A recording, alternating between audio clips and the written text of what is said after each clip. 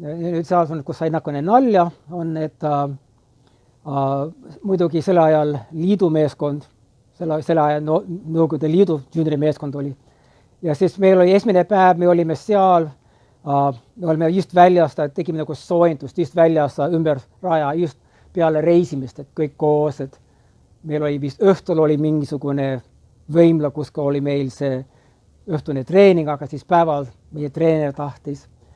Ja siis, keda ma siis muidu nägin, tuli, et samal ajal tuli teisele poole seda staadiumit, seal tuli Nõukogude meeskond.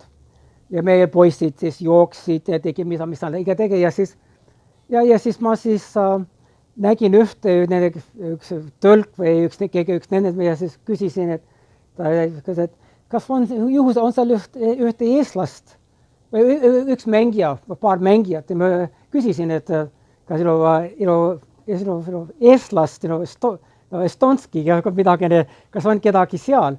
Ja vaatasid ja nagu rääkisid oma vahel ja mõtlesid, nii.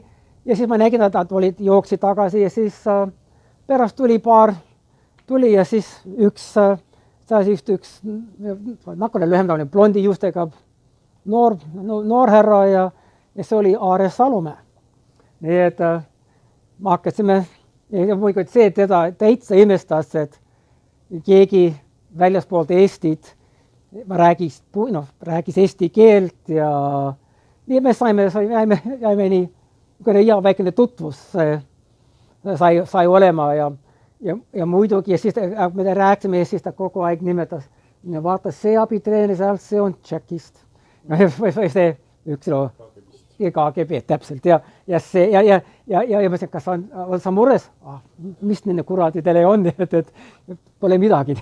Nii et see oli see täitsa, ja kogu aeg me vahel, kui me nägime kuskil võimlas, ja siis meie mängisime, kas ta oli hea meel, kas oli veerandfinaalides, me vist mängisime Nõukogude vastu. Ja me kaotasime muidugi. Ja siis peale igat seda mätsi oli siis see uriiniproov. Ja siis mina olin see füsioloog ja läksin meie Kanada mängija, kes valiti ja kes muidu tuli siis välja selle Nõukogude poolt oli Aare.